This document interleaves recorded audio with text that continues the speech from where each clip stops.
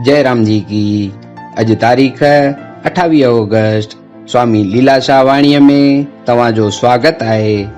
अज जो विषय आहे असली आनंद। स्वामी लीलाशाह महाराज जिन फरमाइनि था त विषयनि मां जेकी आनंद मिले थो सो असली सुख जो अक्स आहे। को पुछे त साईं छा विषयनि खां सवाइ आनंद थींदो आहे? मां चवां त हाओ, थींदो वरी कीअं न आहे। अव्हीं ॿुधो पिया न, अव्हांखे उन मां आनंद अचे थो या न? जे हा त मां छा तव्हांखे पकोड़ा वेठो खारायां? न त इहो आनंद किथां थो अचेव? इहो लखनि मां को विरलो ॼाणे थो। तॾहिं साईं इहो आनंद जो पतो किथां पवंदो?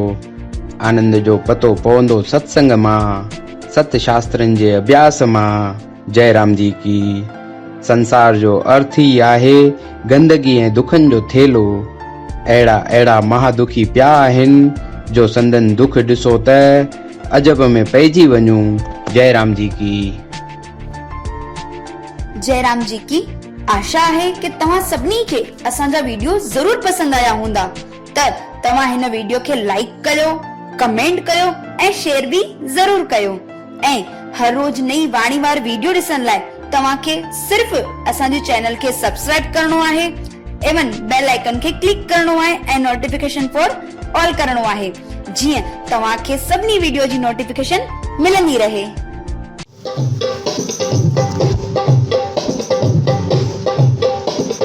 मिठो आहे साईं मूंखे परवाह नाहे काई, मुंहिंजो नंग आगाणीअ ते मुंहिंजो आहे, ओ मुंहिंजो आहे, ओ मुंहिंजो आहे, ओ मुंहिंजो आहे साईं मूंखे परवाह नाहे काई, मुंहिंजो नंग आगाणीअ ते, नंग आगाणीअ ते साईं लीलाशाह ते, नंग आगाणीअ ते साईं लीलाशाह ते वेठो आहे साईं मुंहिंजो आहे साईं मूंखे परवाह नाहे काई, मुंहिंजो नंग आसाईअ ते वेठो आहे साईं मूंखे परवाह नाहे काई, मुंहिंजो नंग आसाईअ ते।